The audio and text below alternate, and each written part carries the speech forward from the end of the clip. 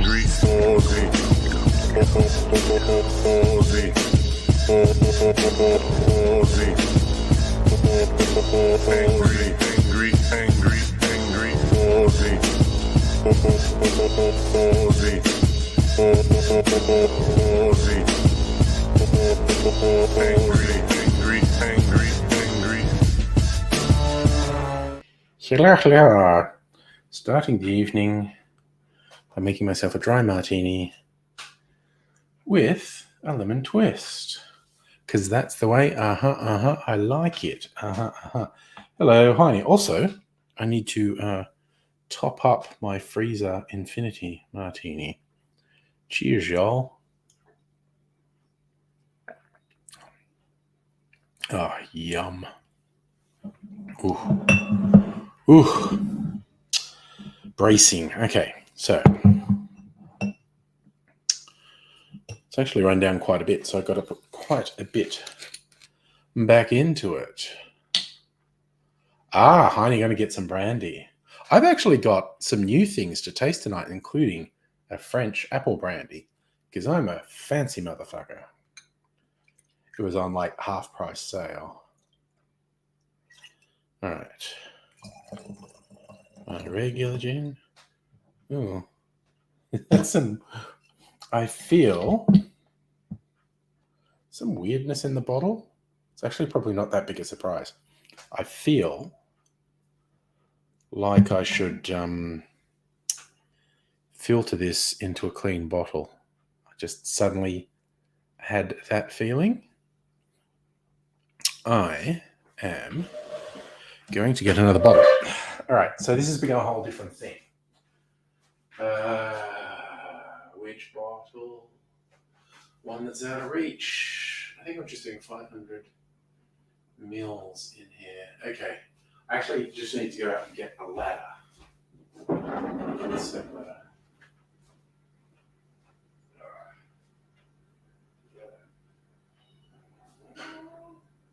sorry, that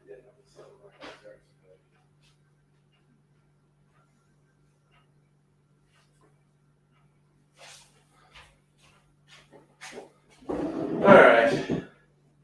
I'm back. Just made Shadow think I was going to murder her, clanging around with a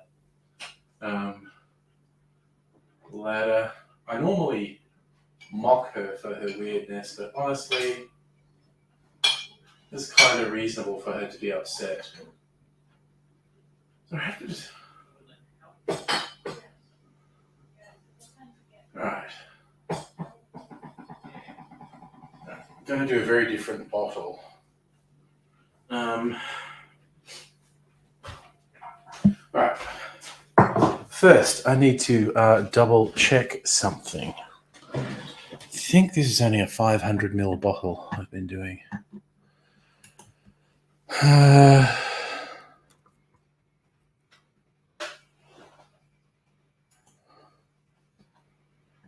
All right. Let us shop gin.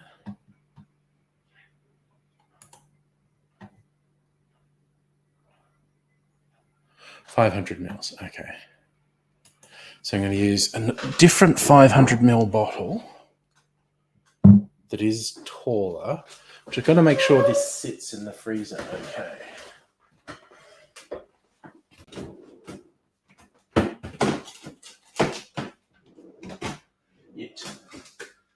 It does not.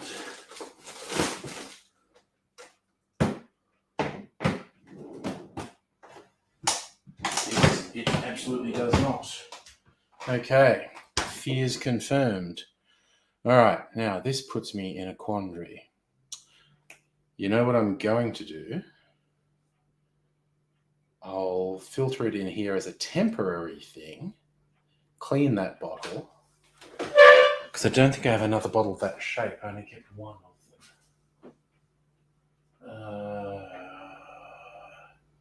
Yep.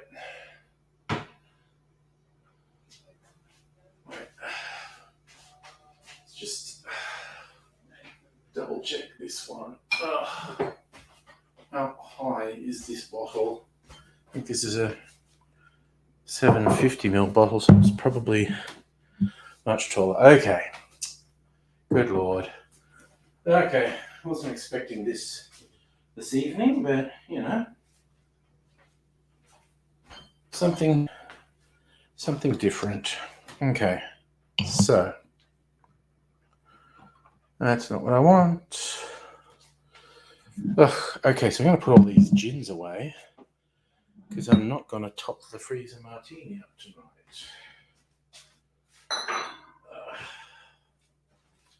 Okay, here we go. Okay. Oh, I need a filter. Filter.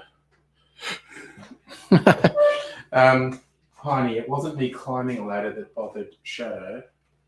It was banging about with it because it was in the laundry. Where Shadow's food dish is, which she was eating. So it was fairly loud and noisy, so I don't blame her for being a bit upset by it. Okay. Right, so I'm going to filter it temporarily into this bottle. I'm going to clean this bottle.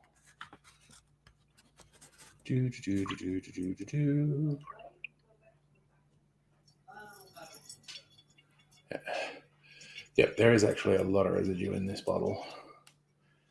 Yeah, I've been using it for a couple of years. Probably should have thought of cleaning it. But I'll clean it out now. I'll just put it in the sink for now. I'll actually run some water into it.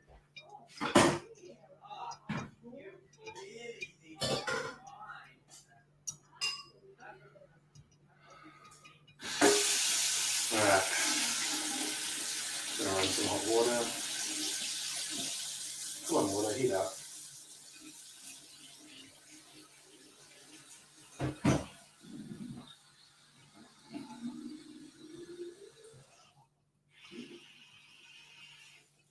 Alright. Well, I'll let that sit for a while. I will probably put it through a dishwasher tomorrow. We'll see. I might wash it by hand. Get the bottle brush in there. Meanwhile, I will just filter. Oh, so I'll put this back too.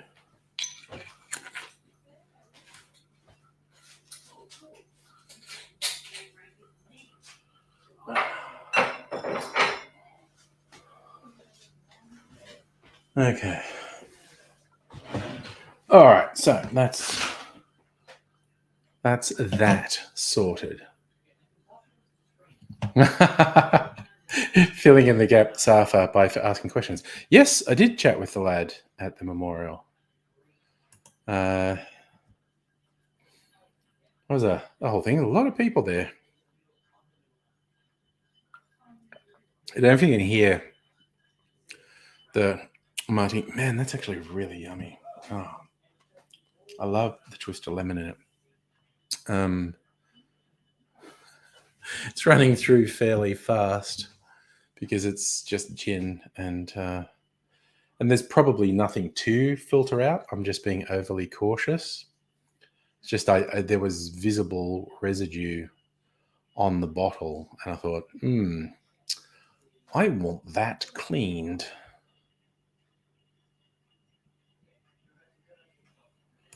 Sorry, he wouldn't show his face?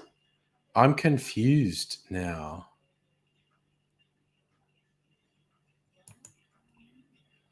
Yeah, I'm not sure what you meant, but I did in fact catch up with him.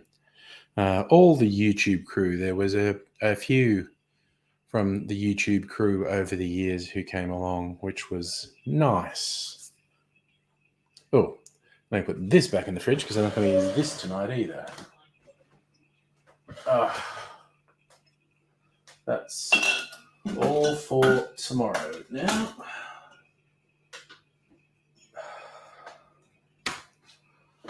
All right, all right, all right. Oh, that's what you mean. Yeah, no, he is particularly judicious about wearing a COVID mask, which I applaud. He wants to take extra precautions. I completely support that. So,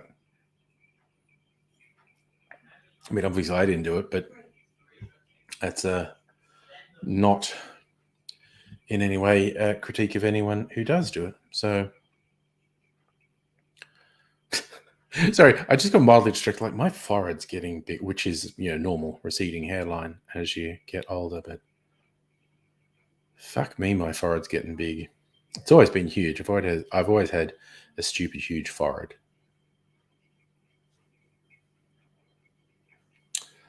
Um,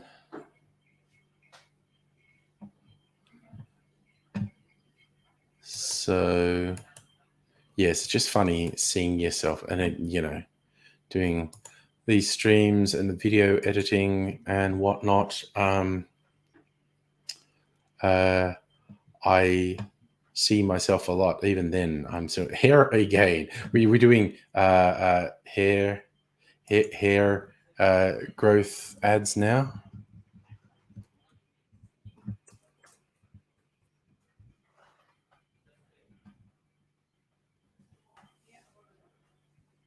Sorry, the hairy pill. Good lord.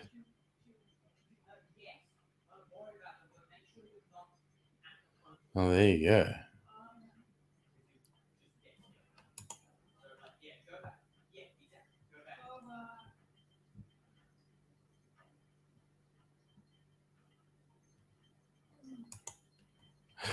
Okay, now I'm looking up this hair. I mean, I'm not that worried, but I am looking it up. It's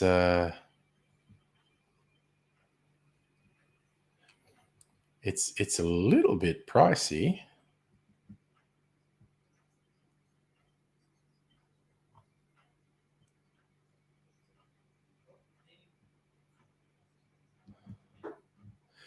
Apply 1 ml. Ensure that the scalp solution needs to be absorbed by the scalp, not the hair fibers. Wash hands thoroughly. Yeah, well, you don't want hair growing on your hands. Take 12 months.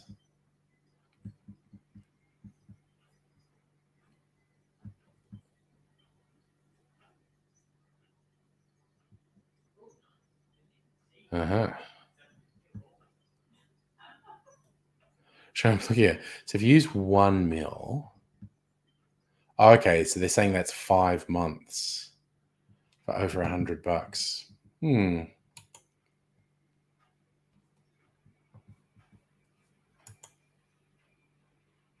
So 5 months.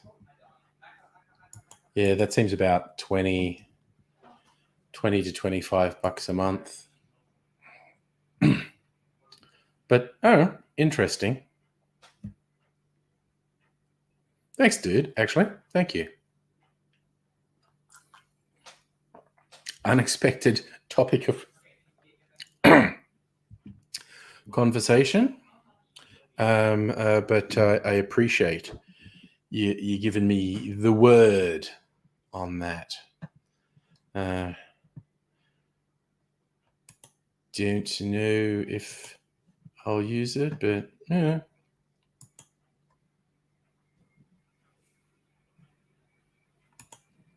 I got. Sorry, I'm just checking to see if I get any late emails.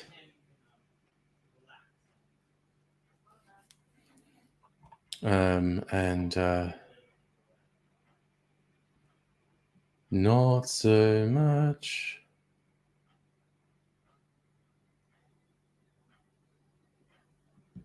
So just sorry, got a weird gossip thing in my email.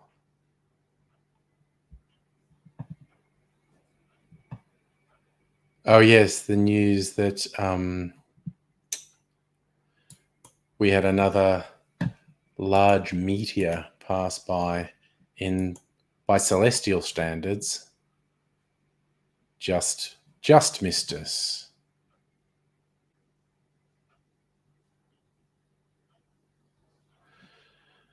But it did, in fact, just miss us. So there is that.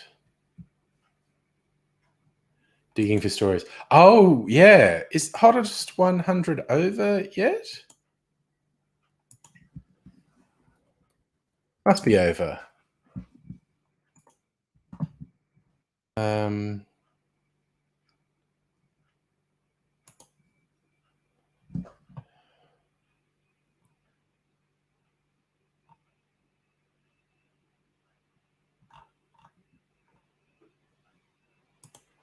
Okay.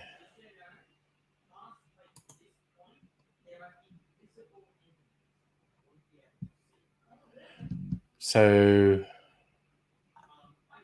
is that Flume number one? It must be over by now, yeah?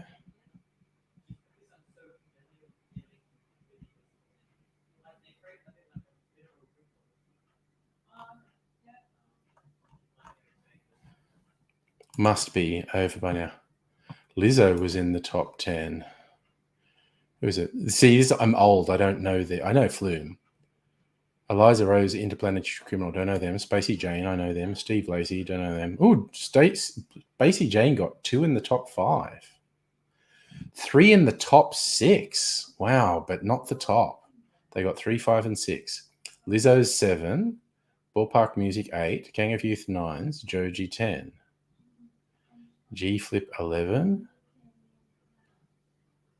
Okay.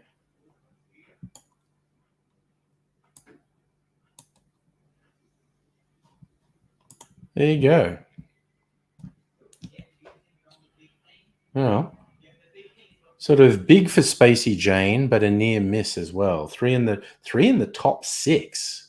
They were half of the top 6, but they didn't get number 1. And yeah, Flume was number 1. So that's that little thing. I'm sure there'll be a playlist for it on my music thing. I might listen to it over the coming week to work out what the kids are listening to. And if I want to be super judgy about them. Like, you kids don't know good music. Actually, I hate people who do that. I say that completely tongue-in-cheek. It's happened for generations. People go, you young people today, that rubbish noise you call music. They've always been wrong. The people who say that have always been wrong. And you go, oh, no, but it's different. No, it's fucking not. You're old and boring. And when someone who is of the young generation who goes, no, I prefer the old music. Well, you're a boring fuckwit. Okay? I just can't. I just can't with that whole thing. Yes, every other person who says young people are dumb is old and boring, but I'm different. No. Okay, it's it happens every generation, and every generation's wrong.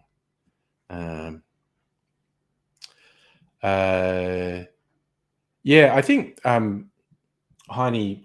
Actually, where's my fucking phone? God damn it! Actually, I might just disappear for a second and grab my phone because I don't have it with me.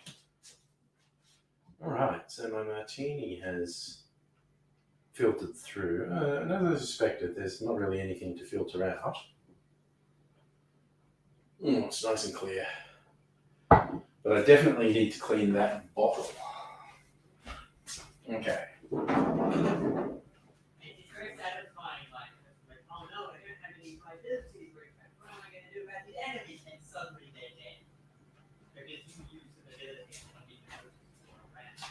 Alrighty, got my phone. Got my phone. Look at my playlist. So your mum was down, pop on an album from YouTube. Oh, that's nice. Sharing some music is always good. Alright, I'm just going to have a look at this. What state is this bottle in? I'll get a bottle brush. Maybe I can fix it up just now. There you go, that did go in.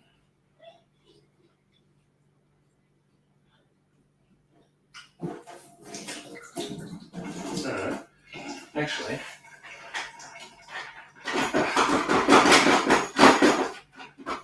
God, sorry, there's weird stuff happening in my kitchen.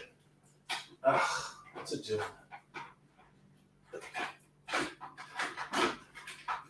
Come on, goddammit, kitchen.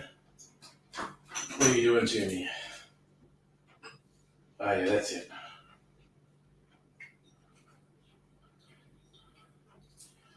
No, is it actually... That's good. There's like no baked on residue in a bottle.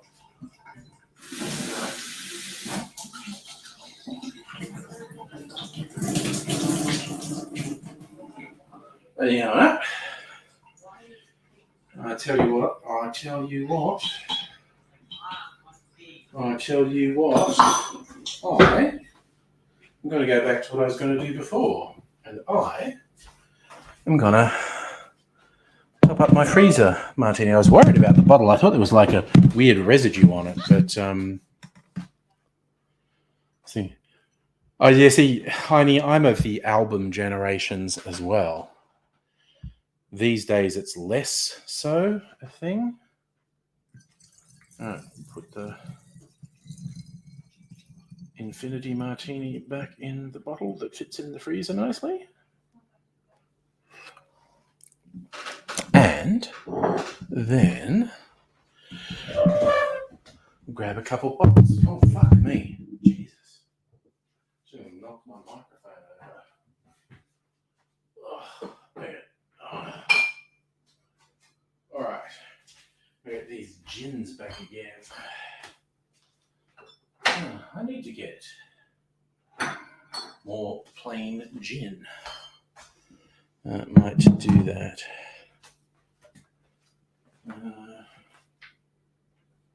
Okay, and this one. And I'll get the familiar. Hi, Nettie. That's probably a safe way to do it, because you can't see anything except what's on Facebook.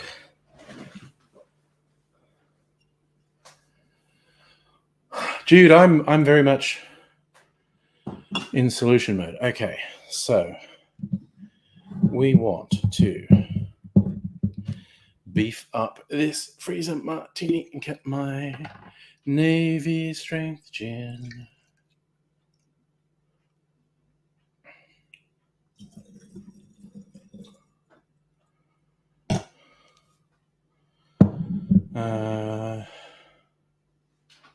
Bit more of this one. Probably gonna. It would help if I took the lid off. Okay. Probably finish this one. In fact, yes. Okay. Now I should put a bit. Oh, okay. I'm just gonna put this in recycling.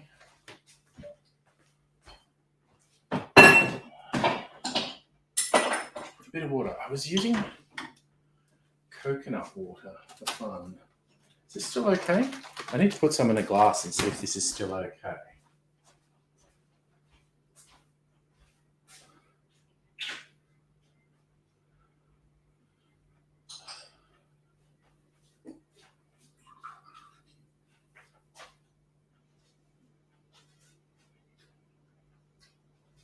Yeah, no, that was fine.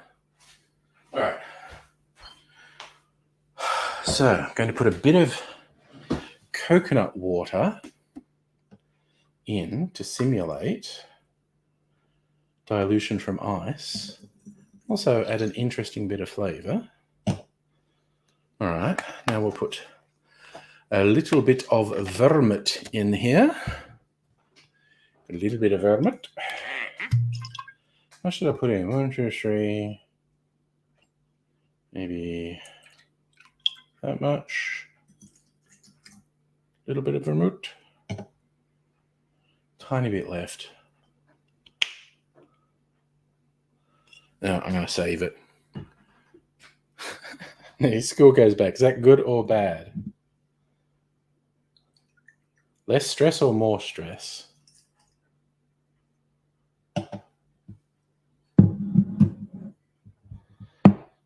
Okay. There we go. Freezer martini. You know what? Just for fun, because I'm a fun guy and I like to have fun, gonna dirty it up just a tiny bit. Where is my brine? Dirty Sue. Olive brine made solely for dirty martinis. Just a tiny amount in that bottle, but for my palate at least, it's quite noticeable in a good way. Nothing wrong with dirtying it up a bit. Oh gosh, Jude, you're saying you had a bit of a rattle day. Patient one tried to bite you. Okay, that's not cool. That's very much a code grey. Unacceptable. All right. Clean bottle. Nice. Well, it's not completely clear, but nice looking Infinity Martini. Swirl that, and back in the freezer we go. May or may not try that tomorrow night to see how different it is. It's always a fun adventure.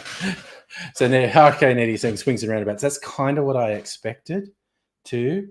Not an absolute good or an absolute bad. It's the way things go. When? 2 July. But then I think they say you're supposed to use it within a couple of days of opening it. Yeah, consume within 5 days. They're just being cautious. It seems fine to me.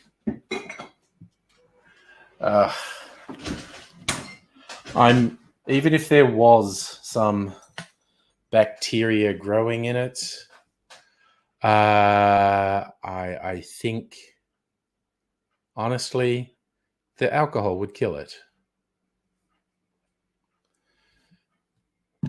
Did Aidsy get sedated because he go code grey? He only really did it twice, and I think once was in a doctor's surgery. So no sense telling his sister. She calls him to confirm the evidence. Oh, wowzers. It's been a real shit to you. Oh, that's nice. Hope you and nobody have a good time, Nettie. 10 days. Something to look forward to. Even if the transition back to school is a bit stressful, at least you have something positive to look forward to.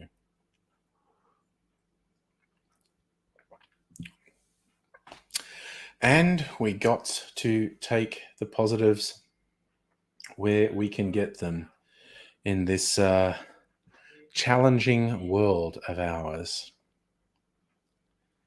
Ugh, I got some new booze bottles today that I'll probably try. It's just from Nick's Wine Merchant. Had some stuff that's basically, I didn't close my freezer properly, beeping at me. Nick's Wine Merchant was selling some stuff. It's like half price from Europe, a French Calvados apple brandy, and an Italian grappa. And I've never really had grappa, so I am actually a little intrigued as to what the taste is going to be. So we shall see. I might even, having a martini as a warm-up, might do a taste comparison. And can I actually find a grappa cocktail? Pretty sure I can. Oh, wait, what am I doing? Okay. Do they have grappa as a base spirit? Gin. Grappa. Grappa aged and grappa unaged. Okay, I need to check. Is my grappa aged or unaged? Where did I put the bottle? Here. I think it might be aged because it's coloured. And not under some Italian migrants veranda. What do they say about it?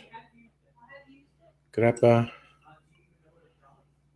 No details really, unless there's some really little writing there. Oh no, that's what I want. Light.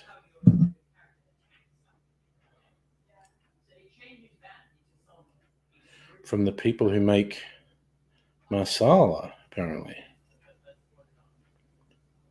And there is definitely, it looks aged though. The color makes it look like it's been in a barrel.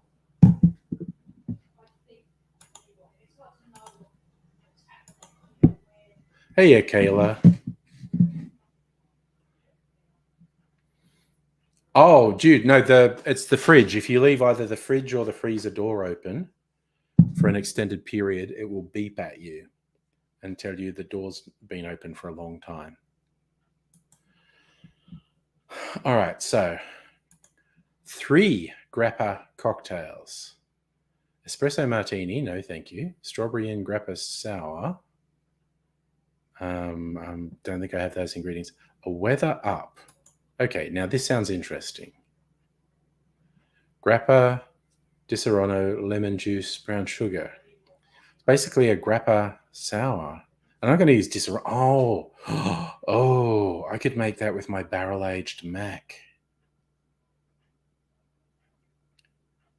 Yeah, that's like a nutty grappa sour. That actually sounds good. Man, I'm going to make that. That sounds good.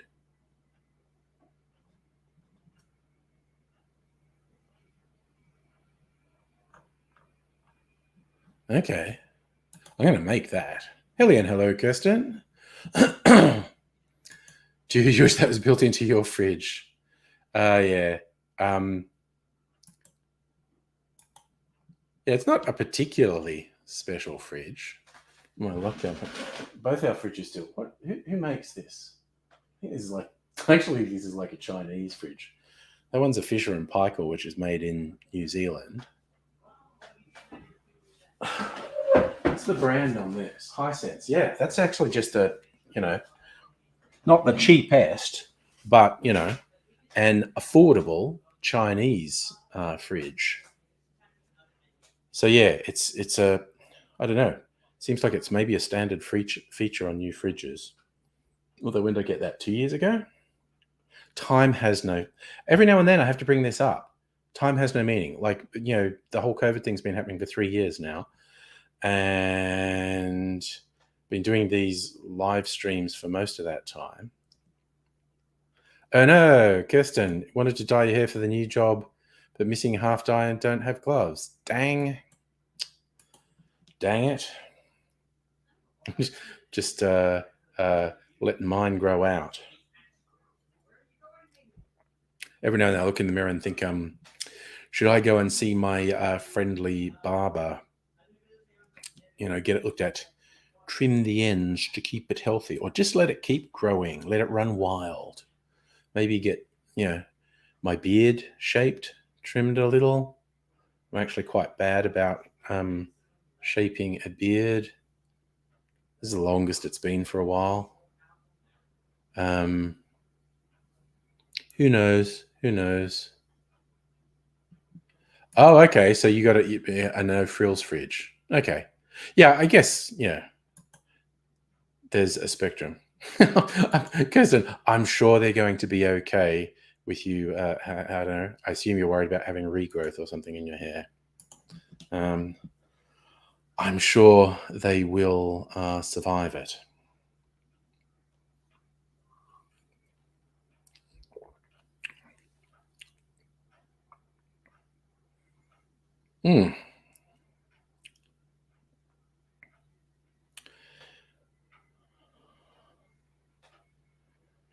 I'm actually really looking forward to making this grappa cocktail because it sounds really good. I'm going to taste the grappa just by itself as well. But now I found a cocktail. I'm quite excited. Maybe I'll do a taste comparison on my brandies. Apple brandy. I've actually got 2 different Calvadoses. I don't know how the French do plurals. So we'll do that.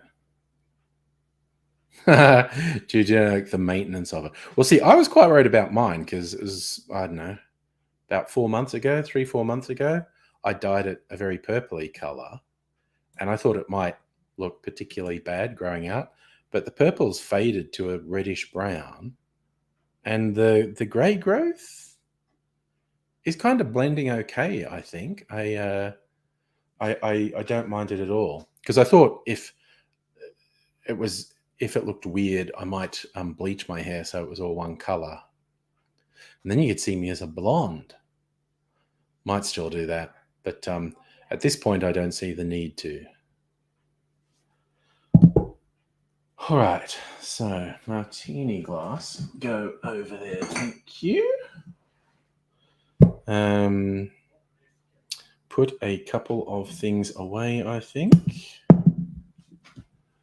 We shall put this little bit of vermouth back in the fridge. Let me finish it soon. I can feel that one martini I had because it was pretty large, so it was like a double, I think. Put some gins back here. Drink gin with nothing. Now I'm going to do a taste comparison. So, 2. We're doing a French off. I hadn't decided exactly what I was going to do a comparison of, but we've got some Armagnac, which is actually grape based. So 2 Calvados French apple brandies and the Armagnac. All right, I'm just getting some little shot glasses so I can do a taste comparison just for fun. Because I'm not a big brandy aficionado. Kirsten, you've got rain. It was supposed to be super hot today, and it did get pretty hot, but we had cloud cover all day, which made it more manageable, and it cooled down way more than I thought it was going to. So Mrs. Angry and I had fish and chips in the park a couple of hours ago, which was very nice. All right, so, oh no, that's the grappa. What am I doing? I'm not tasting the grappa yet. All right, so this is 1 Calvados.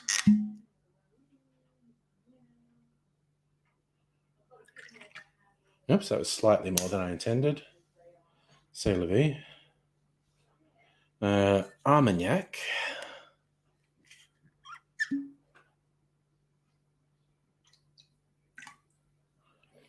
And New Calvados. First 2 you can just get from... How do I open this? Got to find where the seal is. Come on, you French motherfuckers. Why did you not make this easy for me? God damn it, do you not want me to drink it? Gotta try and... There we go. All right. Okay, I had a pointy thing. Okay, looks like I'm on a winner there.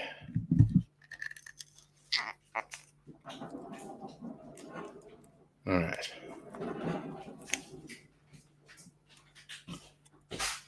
Ouch. Now there's sharp bits of plastic. Ow. My delicate fingers. Whoop. To get that little ASMR pop, I did that right next to the microphone. All right, it's actually sort of foil. I thought it was plastic. All right, now peel it off because there's all these nasty sharp edges there that I don't like. All right. There we go. All right, so that's done. Thank you, Jude, for saying I have distinguished grey. So we also have, wow, that smells good. Ooh, and that's darker too. We have COVID to thank for me going natural. So I've been dyeing my hair for decades. I thought Someday I'm going to have to stop because I'll look silly because I'll be 70 with dyed hair. And I don't know, COVID was just the impetus to like not get my hair cut anymore, not color it anymore. Although, as discussed previously, I did color it a couple months ago. All right, so okay, so the new Calvados is notably darker than the others. I think it's possibly aged longer. Anyway, so does that smell like apples? Or is that just no? It actually is. It's a bit flowery. Oh, you want to say? Okay, Mrs. Angry's going to give me a comparative note. What do you think that smells like? Oh, yeah, it's a bit appley. Almost like apple blossom, I think. No, just appley. Mm. All right. And then, do you want to compare this one? What's that one smell like in comparison? Not bad. Sorry? Similar. Yeah, well, they're both apple brandies. But slightly different. Yeah. That one's a bit more blossomy, I think. A bit more floral. They actually smell really nice. And this one's the grape brandy,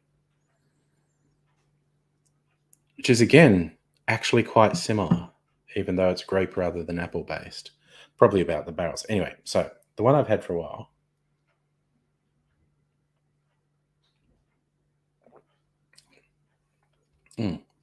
That's really sweet. It's kind of obvious to go, it tastes like apples because it's apples.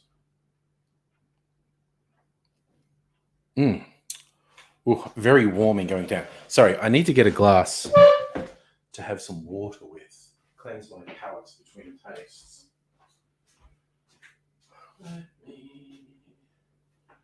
Maybe this one.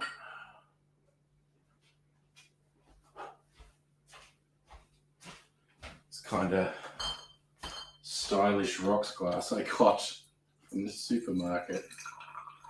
One of those rewards points things.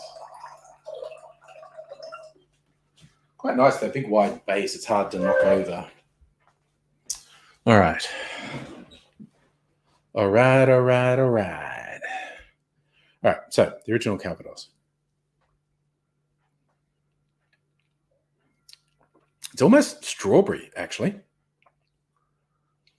It's really fruity. Yeah, it's strawberry. It's like somewhere between Pink Lady apples and strawberry.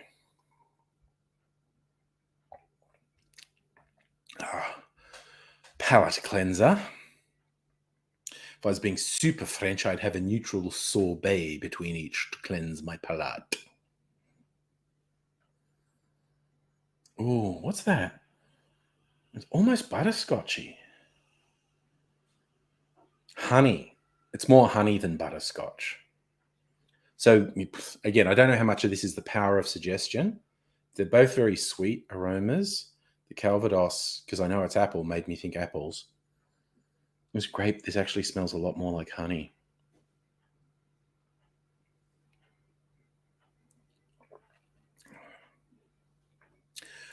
It's a lot smoother and more neutral than the apple brandy.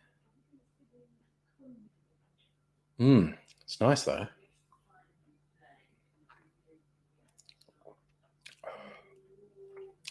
Little bit floral.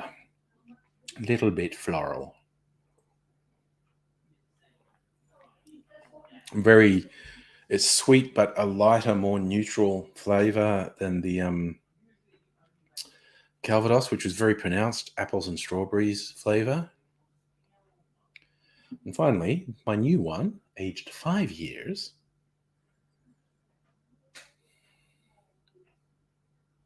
Kind of nice on the aroma. There's almost something that's not particularly nice on the aroma, like almost like furniture polish. That's a great note for the maker, isn't it? Strong aromas of furniture polish. Very nice. Taste-wise.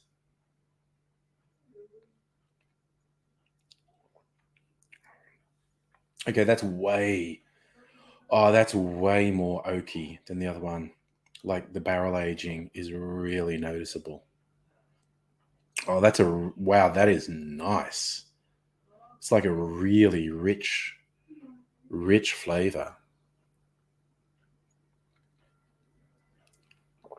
Oh, oh my God, that's good. That is really good. Man, that's almost like toasted marshmallows. Wow, that was different. Ah, that was super different. So that's aged 5 years. Chateau Brieuil. Do they tell me how long this was aged? They do not.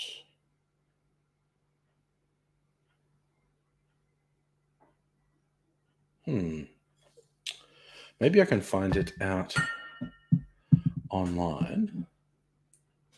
But this is 5 years. Man, the oakiness from the barrel was so noticeable on that.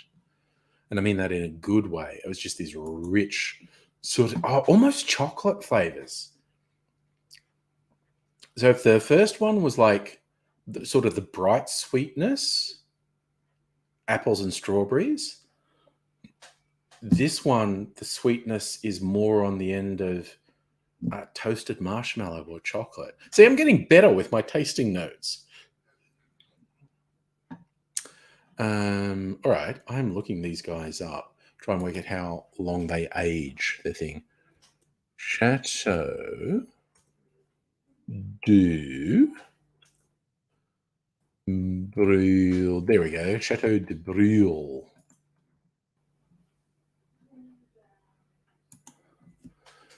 How long is Chateau de Breuil?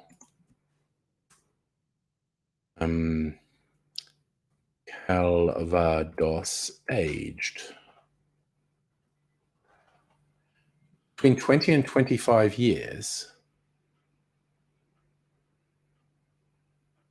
I know that's okay. That's their special ones. I just want your normal goddamn ones. 20 years. God damn it.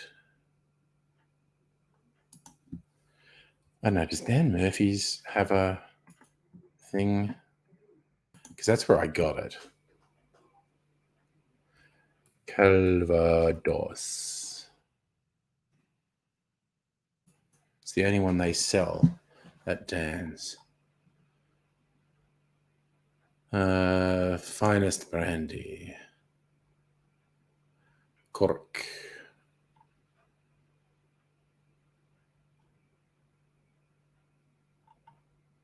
No details. But I think the other one has been aged longer because it tastes really different. Who knows? Oh God, the biter is picking a fight. God damn it! It's 1:46 a.m. Jesus, you are. If you. Sorry, a bunch of really negative things went through my head there that you should do, and you don't need to hear me being like that. You're doing your work.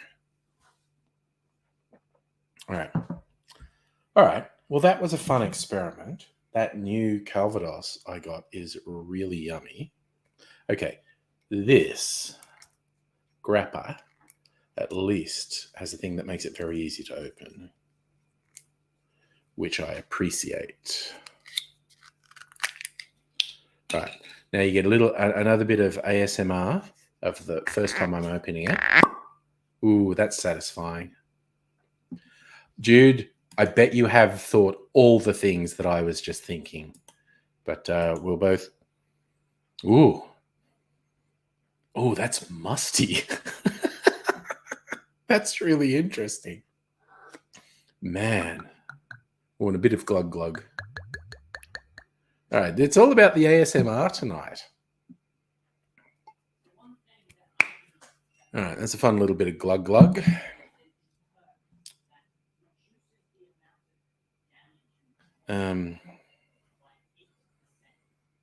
What is that? It's very fruity. Is it pears? I'm trying to think. It just is super it's an overripe fruit smell. Like when I said I smelled it, this is musty. It is actually kind of that not very well ventilated cellar.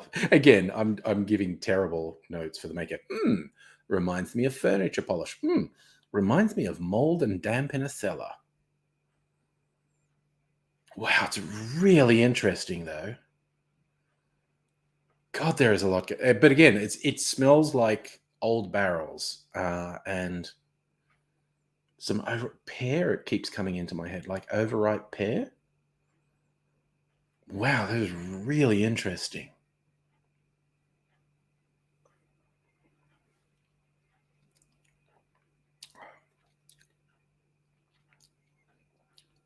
Wow, that's not bad.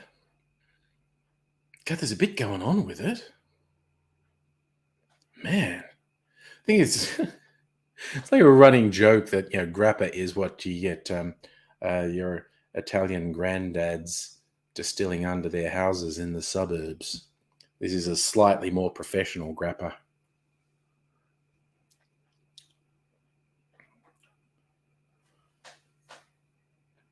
Yeah, no, it is. It's the grape. The grape is coming through.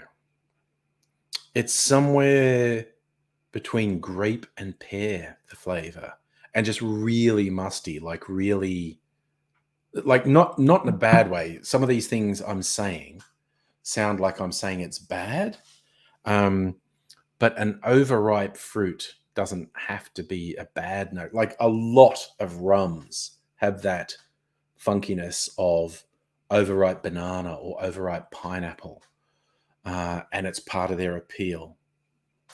That is really interesting. I'm going to make that fucking cocktail that I found, and I am going to do something with this Calvados. That is really good.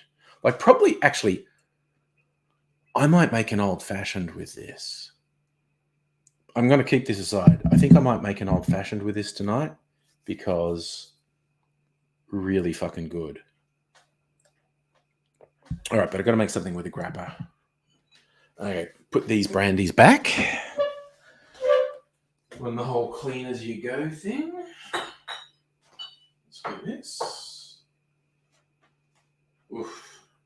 Okay, I am feeling it a little bit. Oh, I want to get my Mac.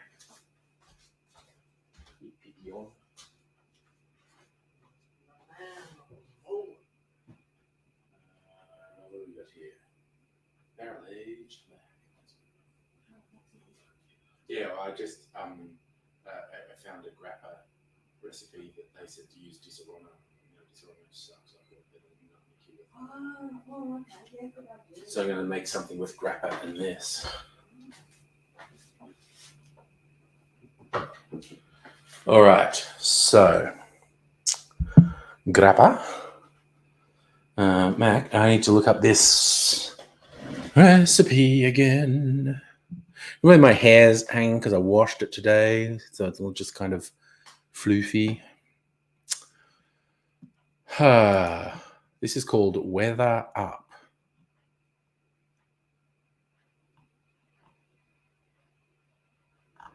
All right, so I need grappa thing, lemon juice, my brown sugar syrup. Oh man, this is gonna fucking rock. This is gonna be a good cocktail. Gonna be a really interesting sour, this one. A brown sugar syrup. I need to get a cocktail shaker. Okay, I'm not doing this.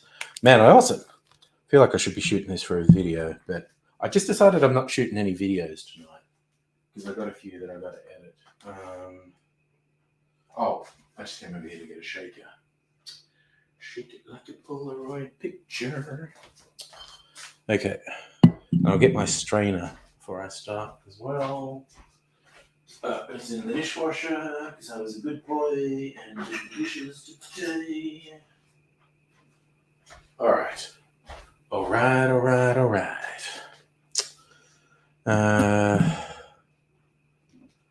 Okay, I know what I'm going to do. I feel like, okay. I'm rethinking as I go along what ice do I put in. Because I've just I've got that rocks glass there, so if I... Now, will it take this ice block? It won't. I kind of thought it wouldn't.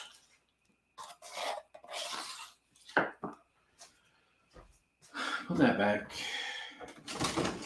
We'll do this one. C'est la vie. There we go. All right. So, I got my jigger. I got my cocktail shaker. Okay, we're going to do... Fuck this guy and his fussy measurements. He says 1 1/3 shots. I'm just doing 1.5 shots. Might do a scant 1.5 shots. There we go. All right. Grappa. And now my barrel-aged Mac. Booyah. 1 shot of this, which is great. This stuff is just like great on ice cream. This is so good. I think I've got another bottle up on the fridge because I was worried it was going to be sold out. So I bought 2 bottles. Lemon juice, just a little lemon juice. Okay.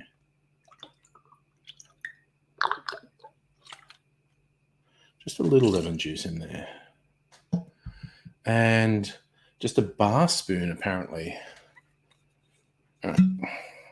I'll use my jigger to measure that. Oops, that's a bit much. There we go. Maybe a little bit much. Mrs. Angry's making pancakes in the morning. Oh my God, this syrup is so fucking good. Apple cinnamon spiced syrup. So fucking good.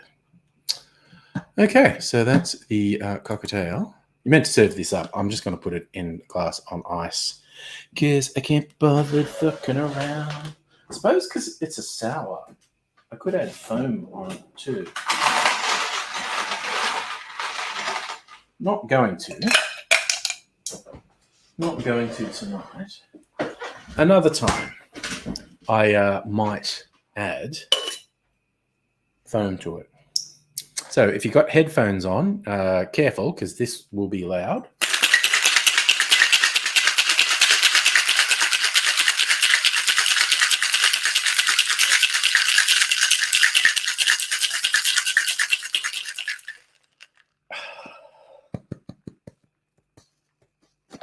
Shaker is painfully cold to hold, so that's enough shaking. I'm just going to strain this into a glass. Ooh, it looks very interesting. That out of the way over there. And I'm going to put an orange peel and a cherry in it. Because that's the way. I like it. Hey, Noog, how you doing? You will doubtless be shocked and surprised to learn you caught me while I was making a cocktail. Ooh, yeah. Orange oils. Let's get that in there. Let's do it. And, oh yeah, I've got a skewer here. Wo ist meine cherries? They are here. Cherries. Okay. They smell good too. Come on. Oops. Starting to... Oh, I got one. Starting to be reduced in numbers, so they get a bit more difficult to spear a cherry. Okay. And we're done. You're good. Oh, what are you downloading? My latest, I got the game Disco Elysium, which I've just started in the very early stages. We'll see how that goes. Very interesting looking drink. I think I definitely should do this with a foamer, actually.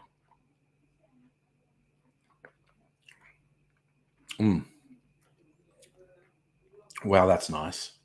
Oh my God, that's just, even though, okay, if you had done this with Disaronno, which is an almond-based liqueur, this absolutely would just taste like marzipan. It's very close to it as it is.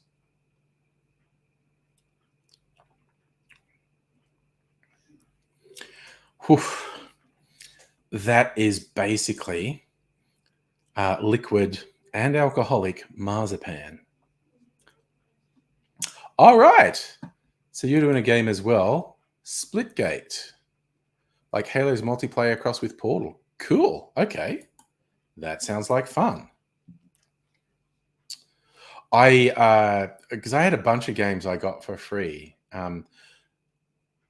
Disco Elysium was cheap. It wasn't free. It was like $14 or something. And so many people had raved about it. I was like, oh, that was actually illegal in Australia for a while because the main protagonist is a fucking degenerate who does a lot of drugs. And the Australian Censorship Board get really iffy about any games that have drugs in them. And it's maybe still officially banned, and I could just get it because I got it online. I don't know. But I got it. It was cheap. But I had a couple free ones. I had Star Wars Squadrons, which I know is a couple of years old. And that's why it was free when I got it. And I'm very bad at flying games. I'm just super. Once you get to the point where it's not just left, right, that it's also up, down, and 360 degrees, I am super fucking bad with the controls. But I downloaded it because it's Star Wars and it's cool, and I thought I'd give it a go. I gave it a go, and it's like nope. Everything I thought about myself with flying games, I had it on the easiest setting, and it was just fucked. I wasn't controlling anything. It's just like, yep, no, this is not the game for me.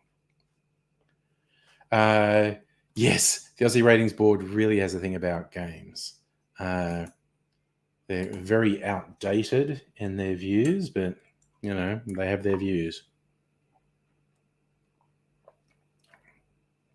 That's really nice. That is really nice. Yeah. Oh. Okay. Yep, I probably have to do that for my cocktail channel at some point. A grappa cocktail. Actually, the same site, they divvied aged grappa and unaged grappa. What do they have for unaged grappa? Let me see. 22 results. Okay, there's a lot of these. Aviazione,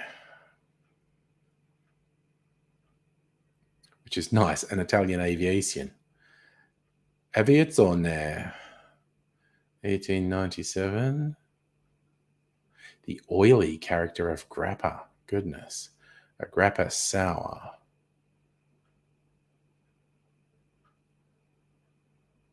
An old Italian friend. That is a fun name for a cocktail. Grappa and grapefruit. The bird is the word.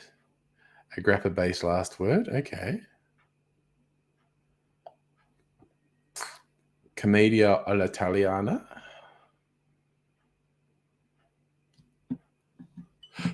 All right, I probably need to look at some of these because Italian milk punch. Ugh.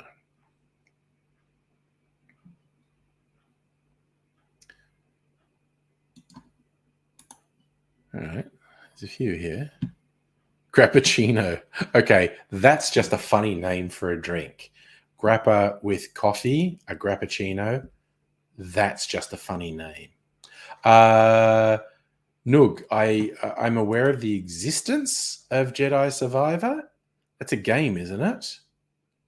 I haven't actually played a Star Wars game in yonks, like such a long time.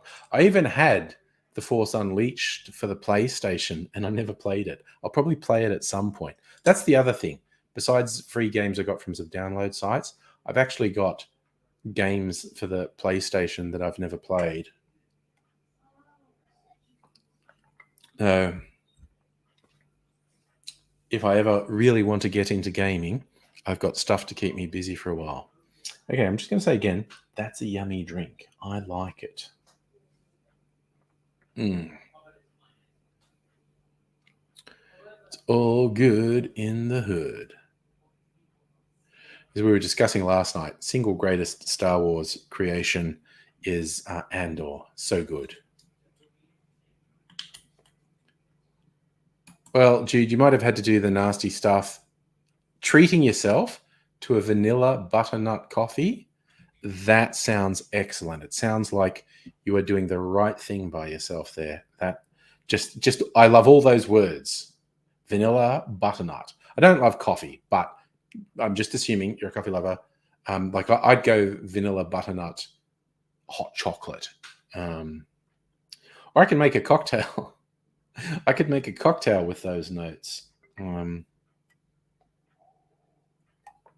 I still have to make the two AIDSy cocktails. The Code Grey, which is going to be an espresso martini inspired by his profligate way of making coffee, and the Devil's Sazerac, which I came up with on a stream, and it was really fucking yummy. And it also very much fits into the AIDSy ethos as well. But I've got to do them at some point, like make videos for them. And not shorts either. I'm going to explain them because AIDSy deserves to reach an audience. Fuck me, that was a really nice drink. That was just a really nice sour. Yum. I am definitely making that for my cocktail channel too. I've just been doing really well-known things in shorts. I got to broaden it out a bit, do a couple of more interesting things. Maybe not make so many shorts. We'll see. So yes, okay, Jude, you have done it with hot chocolate. It works.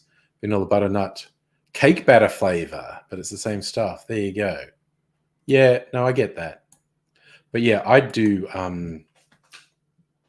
because I have a vanilla liqueur. I have a nut liqueur.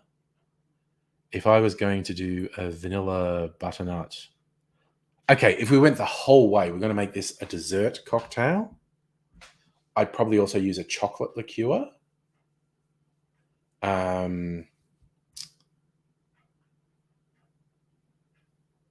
God, maybe even some, if you just wanted to go nuts, maybe some cream in it to just make it a real dessert cocktail.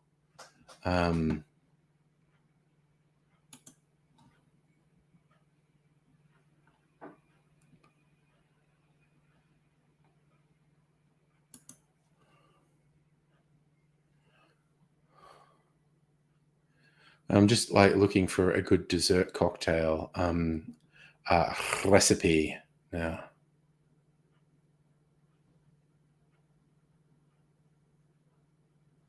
Ooh, there's a little article here on barrel-aged cocktails. I'm a fan.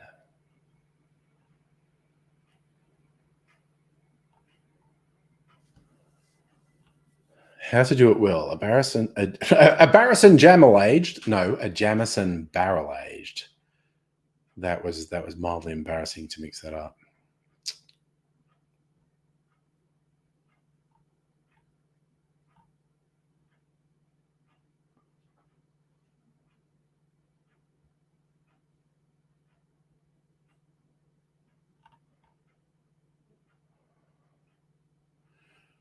Oof. Some might say barrel aging is unpredictable, that it degrades, overpowers, over-oxidizes, or undermines, and to a certain extent, this debate comes down to classicism. Should we be meddling with expertly blended whiskies and aromatically blended vermouths? Who are we to tamper with the nuanced oranges of gin that have been perfected through generations of careful tweaking? My personal conclusion is that as bartenders, it's our job to match up ingredients, to amplify specific subtleties of spirits, and combine them with choice ingredients to produce something that's greater than the sum of its parts. As long as we're doing that, we have carte blanche. Philosophy. So, Jude, you order a lot of flavoring extracts. Ooh, yeah. Mrs. Angry got into very specialized teas. She's got some really wild and wacky tea combos, and I occasionally use them, and I take it even further. The thing where I get like the cooking spices that we have here, and it'd be like cinnamon, nutmeg, star anise, cloves, cardamom. toast those in a saucepan, and then add water and some of the tea bags, some of the really funky tea bags that she has, and then really stew that, like make it really strong, like to the point where in normal context it would be undrinkable, and then use that in a clarified cocktails, because the clarification process strips out all the harshness from it, and you just get these wonderful flavors coming through. And how you doing, Justin? Good to see you, man. Just having rambling discussions. I know that's very different for me. Yum. I really freaking like that cocktail. I'm definitely going to do it for my cocktail channel. So, I was looking at other recipes for grappa. That's right. Commedia alla Italiana. So we want an Italian red bitter liqueur, vermouth, grappa, another Italian? Oh, no. And then maraschino.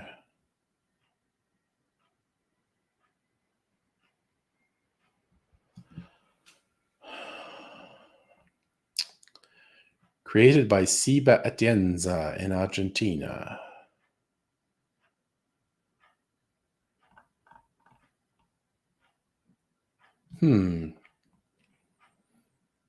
That description is too bitter for me, actually. I'd do something different. Italiano milk punch. Brandy. Galliano. Amaretto. Grappa. Oh, that's only a sixth of the shot of grappa. I want it to have a proper amount of grappa. That's not for me.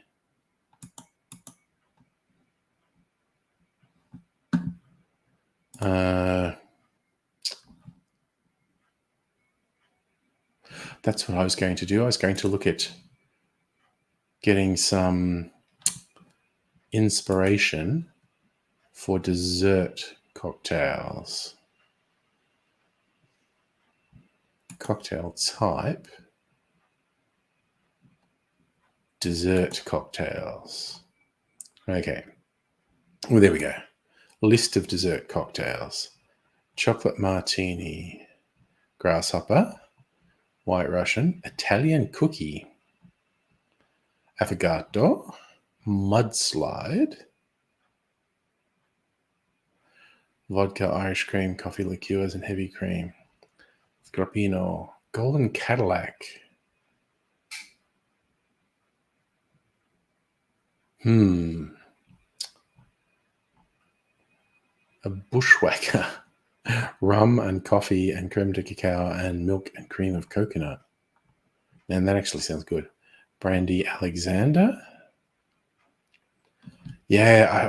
Okay. I'd probably use Brandy Alexander as a guideline because that's a good one. So, Jude, you say Rich used to brew raspberry peach tea with sweetener in the same cup, called it a Melba. Peach Melba. Nice. No, I like that.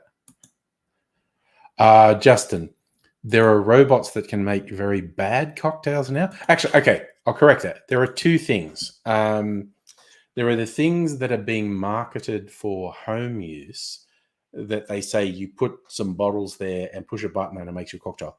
Those are terrible, and they are almost definitely always going to be terrible. They're a gimmick and they're stupid as fuck, and they produce really shitty drinks. And in fact, they produce health risks because they don't flush out the lines that the drink goes through. Now, there are literal robots, as in android-looking things, in some tourist bars around the world.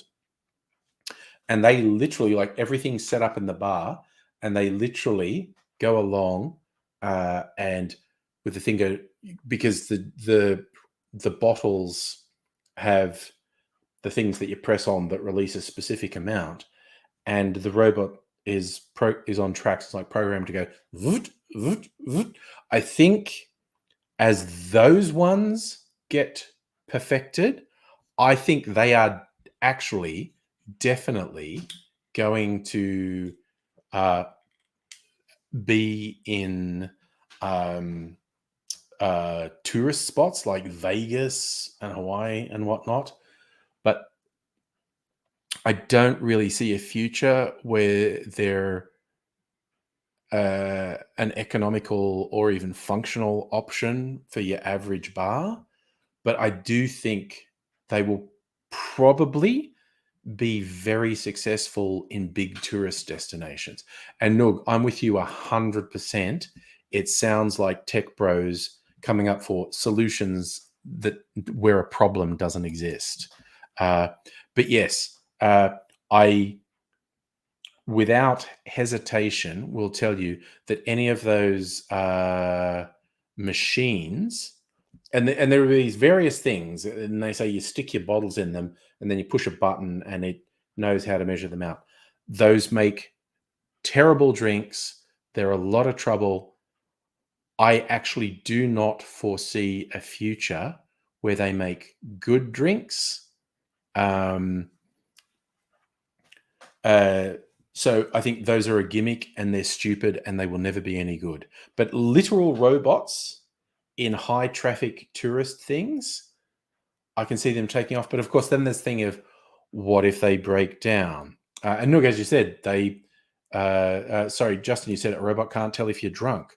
What does a robot do if you jump the bar and grab a bottle? I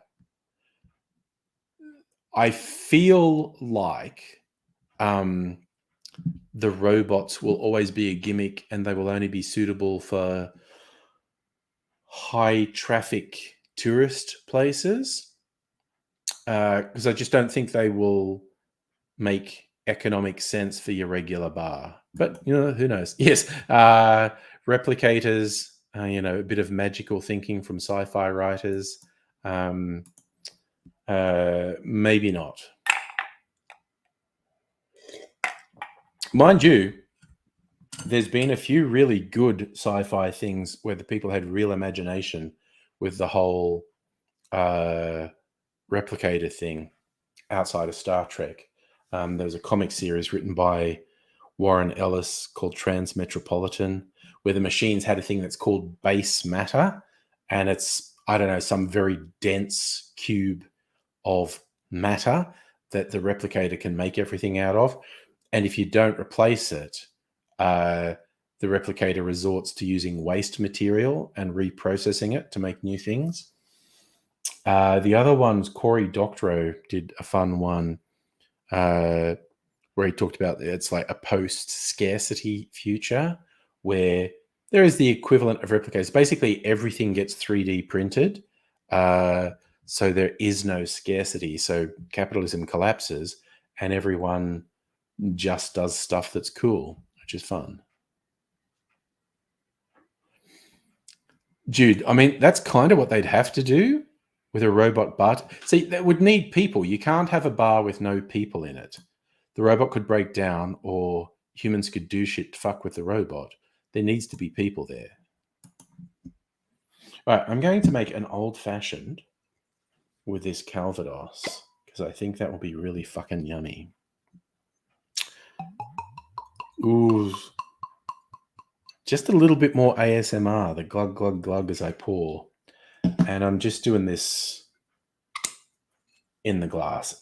Just hack. Okay. I think my spiced brown sugar might overpower that. I'm going to use a little bit of mango sugar syrup I made. All right, just a little bit. Just a little bit of the mango syrup. Okay. Sugar's getting into the thread of that and making it hard to...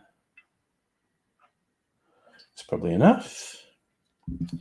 And orange bitters, I think, which is just there.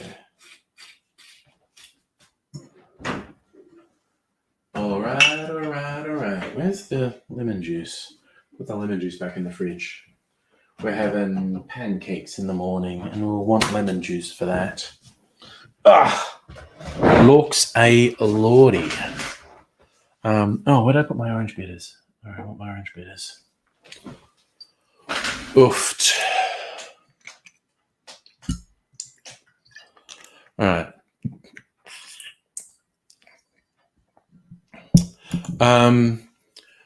No, replicators can work on spaceships, seeing how they're on away missions for a long time.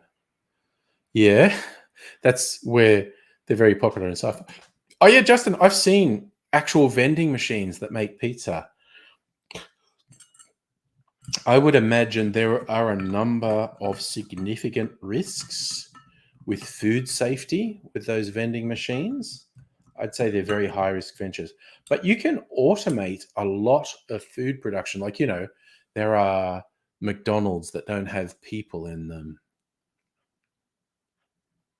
No, Jude.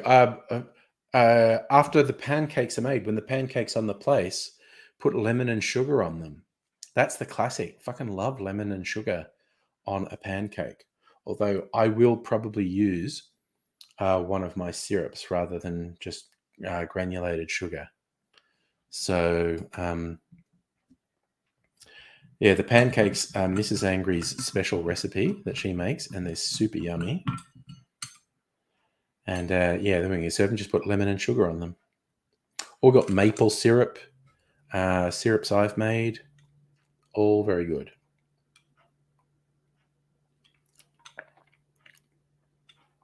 Oh, fuck yeah. Oh, man, that's good. Old fat. Oh, okay, the bitters is really coming on in the end.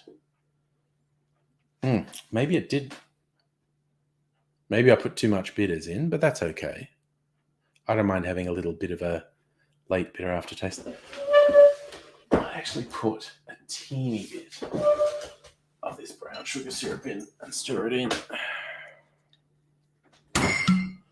Just the barest splash. Oop, that was too much. Okay, now it's going to be really sweet. That's okay. I'll survive. Put that back. Right. Give that a little stir. Oh, yeah, Kirsten, lemon and sugar or lemon and sweetener on pancakes. So fucking yummy. So yummy. So Jude, you grew up with butter and maple syrup. Usually put butter and jam, apple butter on Richard's pancakes. Don't like maple. Okay. Well, Mrs. Angry actually cooks them in butter, and they're just fucking awesome. It's lemon and sugar mixed together first. Okay, so what I do, my preferred way of doing the lemon and sugar is with a spoon. Sprinkle sugar all over the pancake, just a very thin layer over the pancake, and then some lemon juice over the top of that, and then kind of swirl the sugar into the lemon juice to liquefy it. Now, this may be weird because when Mrs. Angry makes them, they're quite thin pancakes. They're not crepes, but they're not like sometimes you go to places they do really thick, fluffy, like buttermilk pancakes. They're not that either.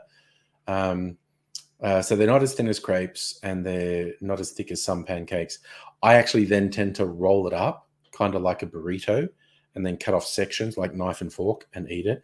So fucking yummy. So fucking yummy. So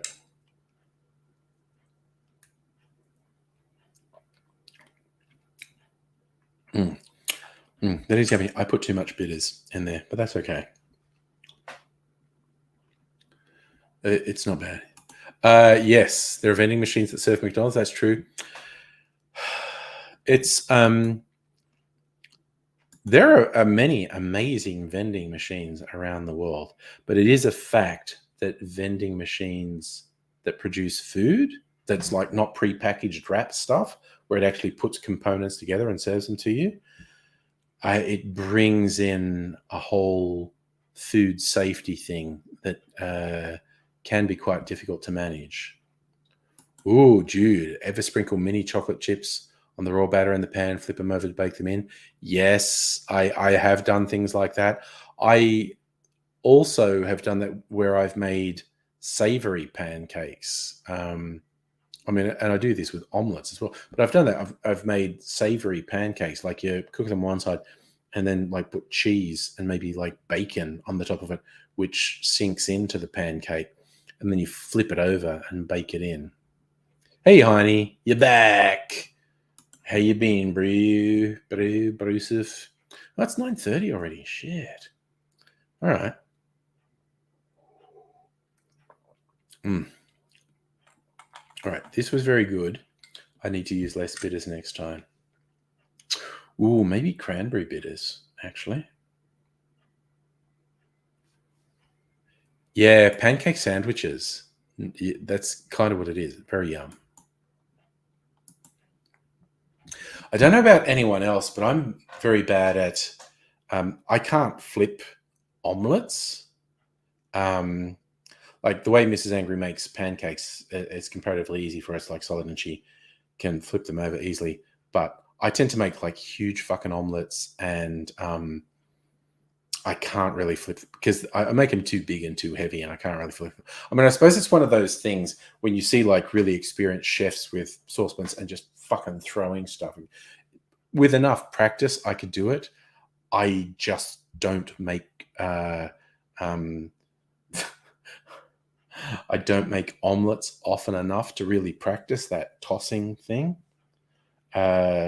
So it's just a sometimes thing I make. Often I do it with leftovers. Like if I've got some sort of savory leftovers, like, and this can be whether it's like, bolognese from a pasta, or I might have made, like burritos or enchiladas, and there's some of the fillings left over. Next day, I'll make an omelet and just then cover it with the leftover fillings and then flip that over, and super yummy omelet. I love savory food, but tomorrow the pancakes are sweet pancakes, not savory pancakes. And I love that too. Fuck me, that is good. Okay, I need to perfect this. I think this Calvados will make an extremely good old-fashioned. I think the only thing I did wrong this time was the bitters. I think I put too much bitters in. Didn't ruin it, but if I taste it, it's like, there's this really strong bitters aftertaste. And it would probably be a bit better if I didn't have that. But I think I will use the spiced apple syrup as well, but just a really small amount of it. I still think fruity bitters might be the way. I might, instead of the orange bitters, I might use the cranberry bitters. I have just a dash of cranberry bitters. This Calvados, tiny bit of the apple syrup, one dash of cranberry bitters. Because I really think that's going to make a killer old fashioned. Oh, nice, Justin. Yo, dude, you're going to get so into your air freshener. Air fryer. I got a delivery today.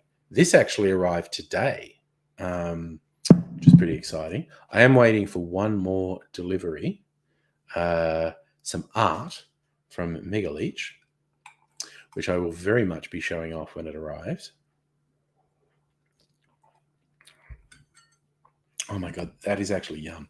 That is, I've got that Calvados Old Fashioned this close to right. I think just the smallest tweak will tip it over into being just fucking perfect.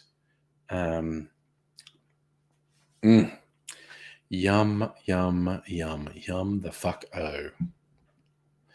But now, as I don't know if anyone, there was actually only a couple of people earlier when I was messing around with my Infinity Freezer Martini and topping it up. And I finished off my Archie Rose, their new Ascent. Oh, God. I don't know if Kirsten's still listening. She'll correct me. She always corrects me. It's not essential. It's something.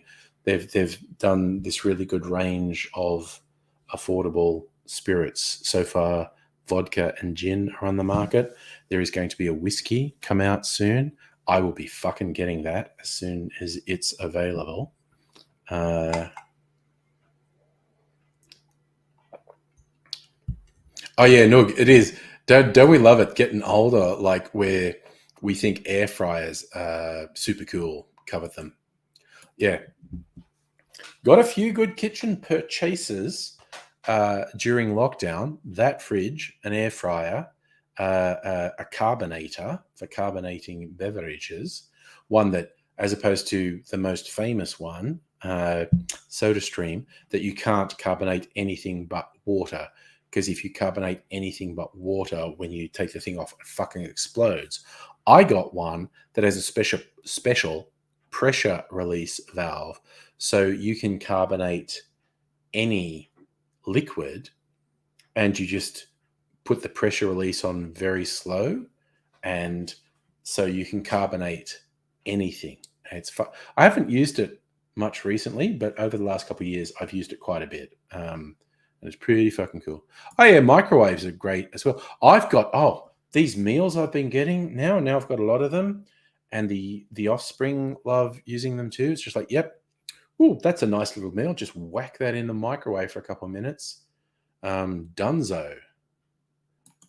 Justin, you're buying one because you got cerebral palsy.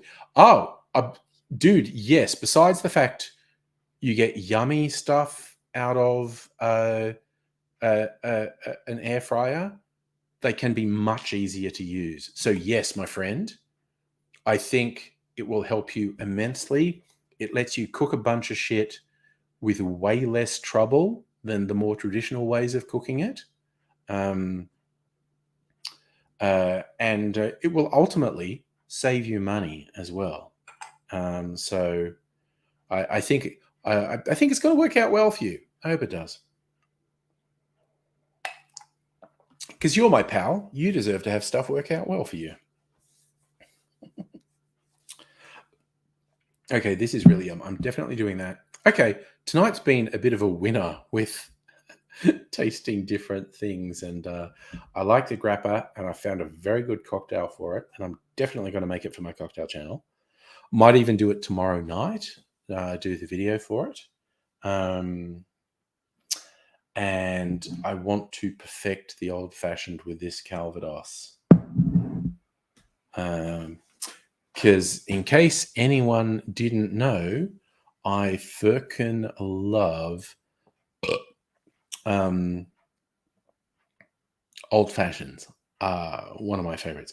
My favorite used to be the sour, and I'm kind of less well disposed to citrus these days, although the fucking sour I made with that grappa was really good.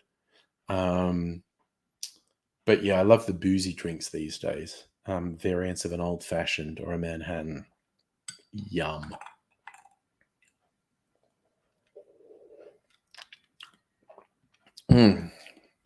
So much you can do with spirit, sugar, and bitters. It's such a good combination.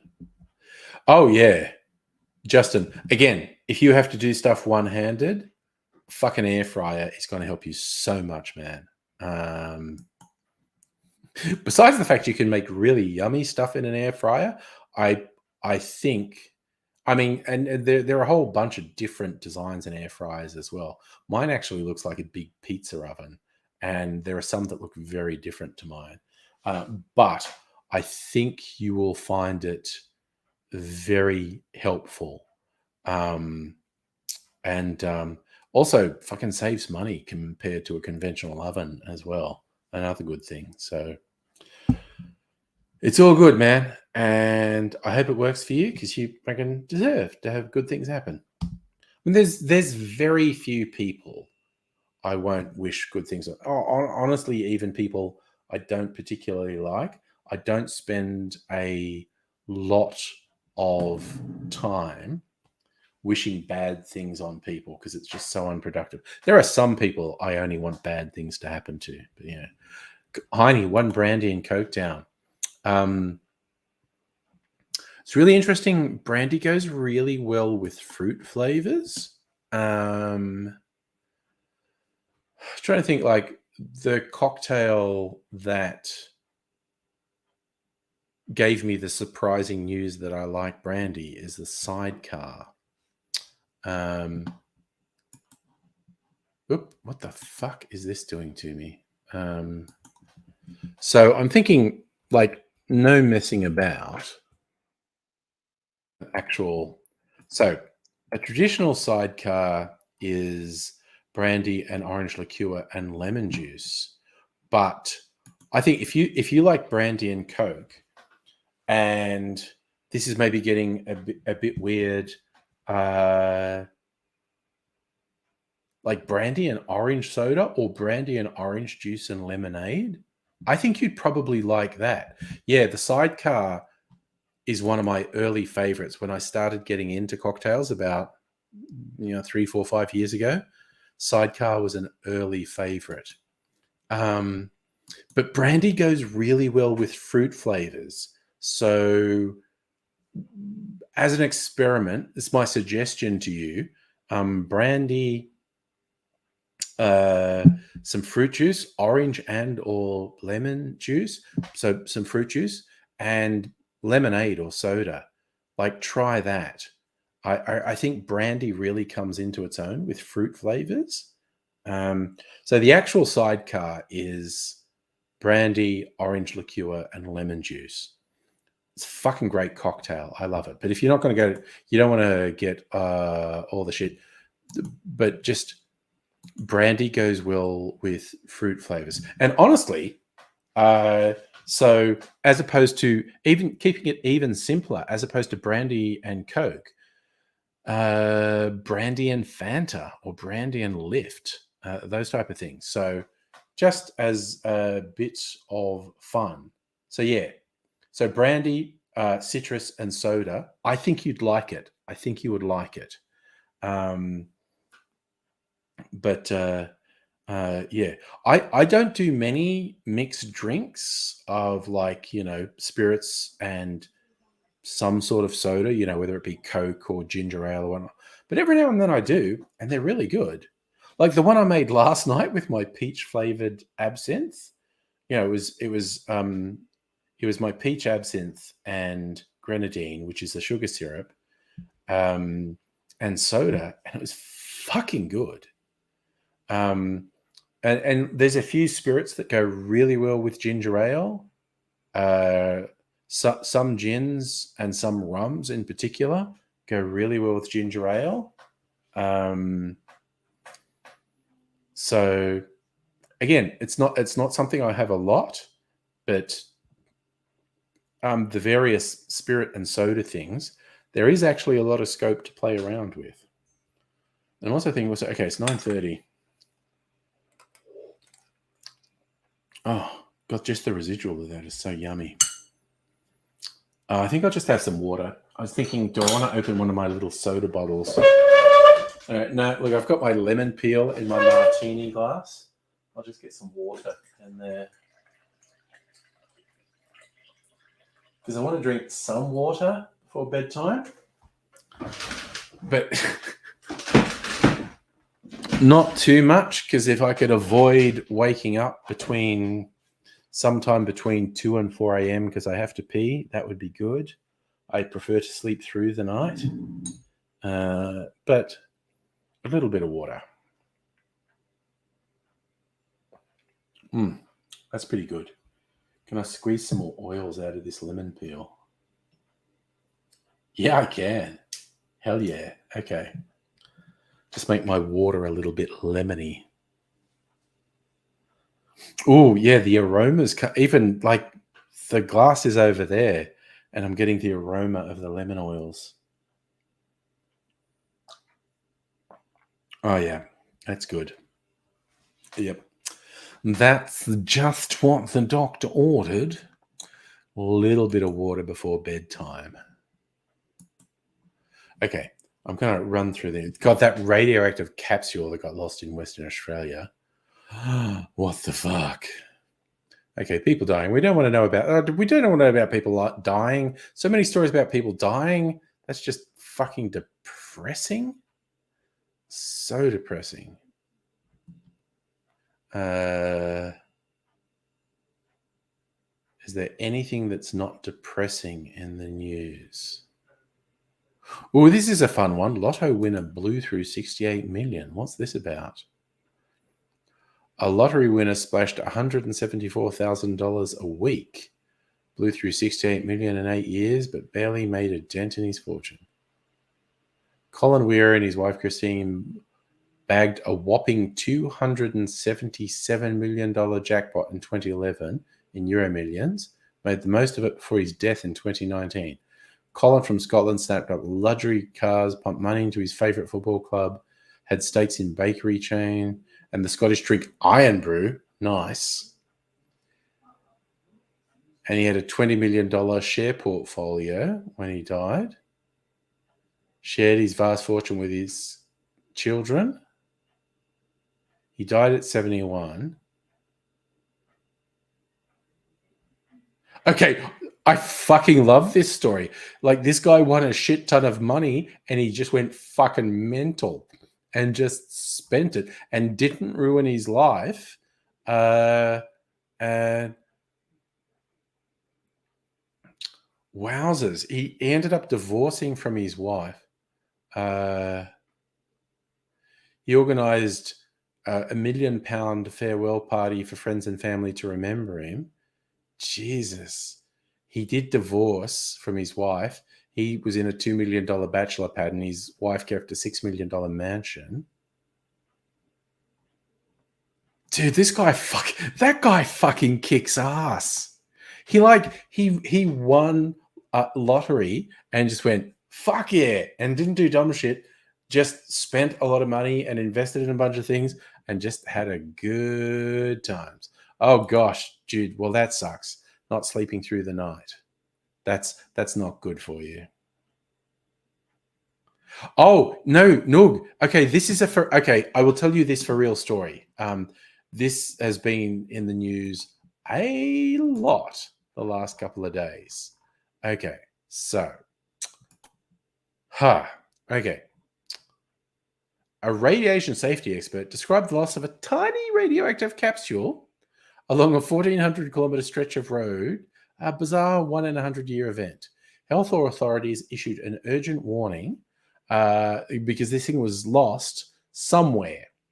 Has the potential to cause severe burns. Part of a radiation gauge commonly used in the mining industry. The gauge was packaged, transported, but lost.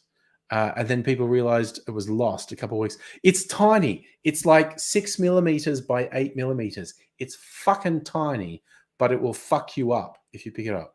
So like it literally, it could have dropped off a truck and got stuck in the tire tread of another vehicle and be anywhere in Australia now. Typically transported in highly protected casing.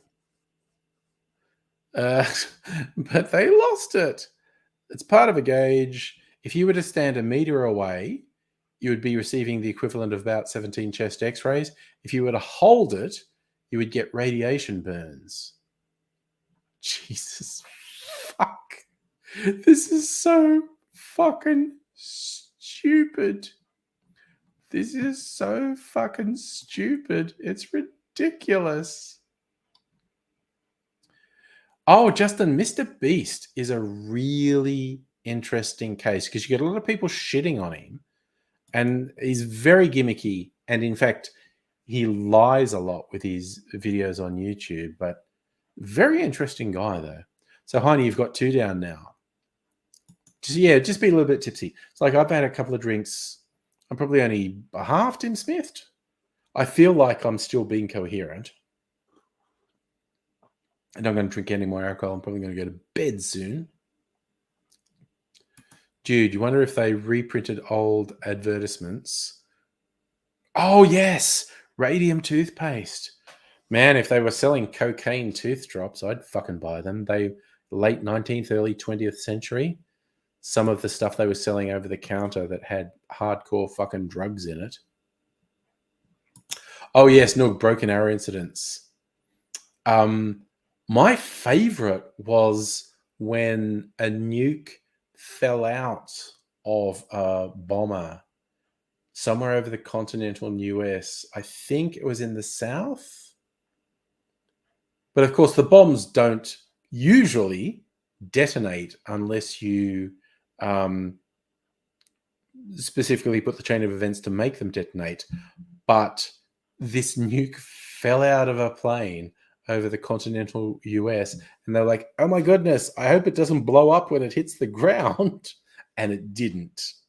But oh my God.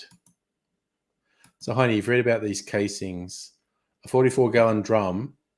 It's not even a test tube. It's this fucking big. The thing they're talking about is this big, and they lost it. I love that, Justin. Mr. Beast is such a nerd, he'd fit in here. Look, dude, more fucking power to him. I know I don't like, as a rule, when people do like takedown videos, like, here's why this person who appears to be doing good stuff is actually fucked. And because I always think with the people who are doing them, what are you doing? You're saying like, oh yeah, you all got sucked in because they did these good things for people. But did you ever consider they're fucked? And again, sometimes it's not necessarily that they're wrong, but they're just so negative. I don't know. Yeah, Heine, I actually don't know. They were saying the casing for it was actually big. So who the fuck? Oh gosh, Jude, I know that one. Yes, in the early 20th century, watches with glow-in-the-dark dials, they had radium on them, and the radium on the watch faces was hand painted in factories, and the women who worked in these factories all got fucking cancer from the radium poisoning. But because they were literally doing things like they had a little paintbrush and they were dipping it in radium to paint it on the numbers and whatnot, and they were licking the paintbrush to get it to a nice fine point and do it. So they were ingesting radium because there was this period in the early 20th century where people didn't realize it would fucking kill you.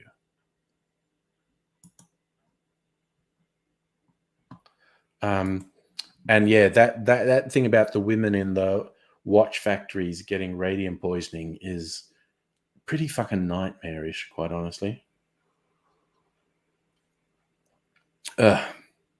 Drinking, I missed a bit. It's like that old, was it in Airplane, that joke about I've got a drinking problem, and his drinking problem is he misses his mouth when he drinks. I was only drinking water, and a little bit of it missed my mouth. Yikes. All right.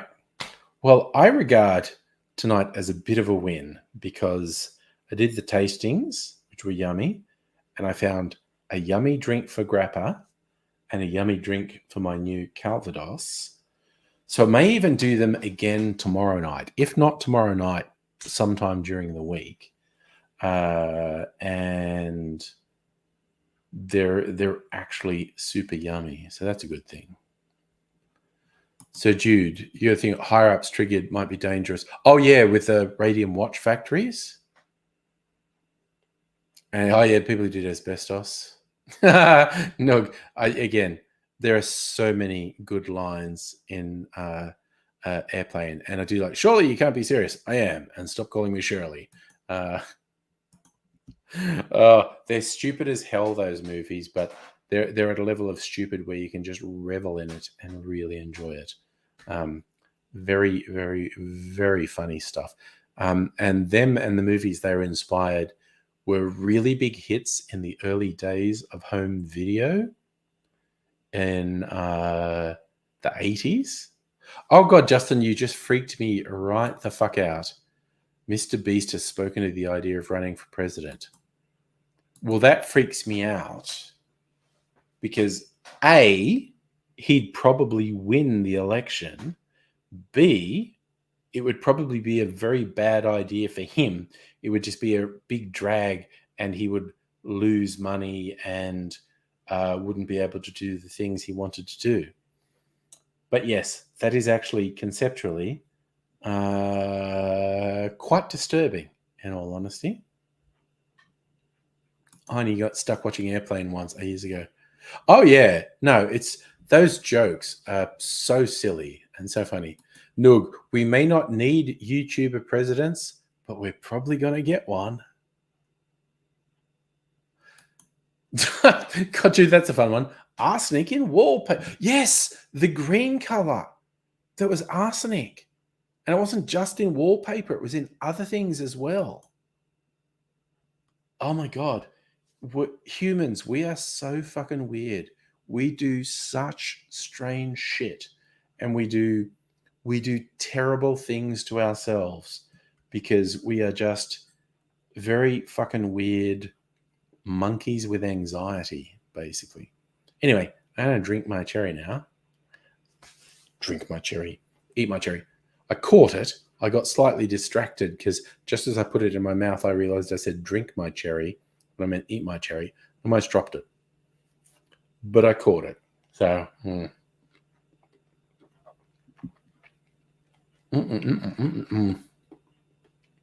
Yeah. I don't even know who that is, Nog. When a YouTuber prepares to be Liam from Well, There's Your Problem.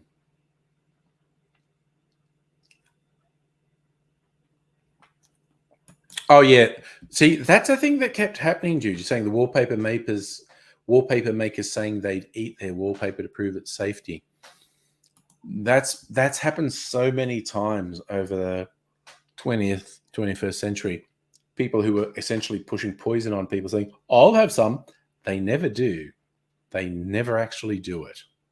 There's a joke in it's in that Erin Brockovich movie where they're doing a deposition with the company that's been poisoning everyone's water supply, and they're still refusing to accept responsibility. And they'd had like iced water at the table and whatnot, and they'd all been drinking it. And at the end of the movie, they say to the shitheads who've been poisoning the water, oh, by the way, the water you've been drinking is from the reservoir in that town where you're saying it hasn't been badly affected. And the look on all the people's faces is like, what?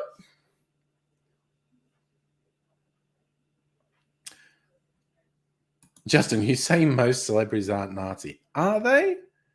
I mean, Reagan was arguably a celebrity president, and everything in the US and the world generally got worse after Reagan because of the fuckery he put in place and Thatcher put in place. In Australia, we had Howard in the 90s.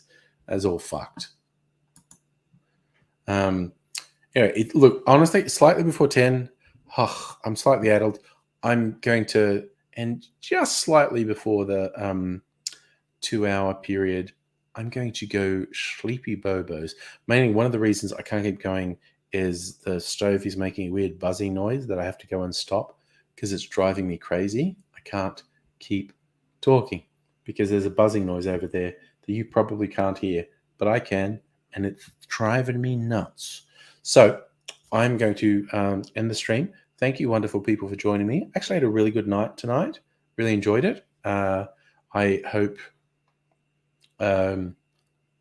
you're good, and see you again. I will be doing a stream, unless something weird happens. I'll be doing a stream tomorrow night as well, where I may actually record videos about the cocktails I made tonight, because the cocktails I made tonight were so good. I want to make a video about them. So whatever you're doing, I hope you take care. Look after yourself. I'm going to go sleep